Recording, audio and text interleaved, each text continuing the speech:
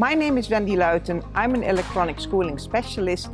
I have 35 years of industry experience and I'm a trainer at the High-Tech Institute. Cooling of electronics is important because it's well known in industry that components that are overheated will have less reliability and also will have less performance.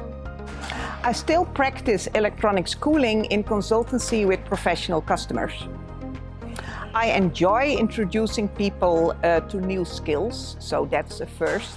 And on the other hand, I also find it a pity that so many people have problems in their design, being less effective, while the skill to make a thermal design is available and is trainable.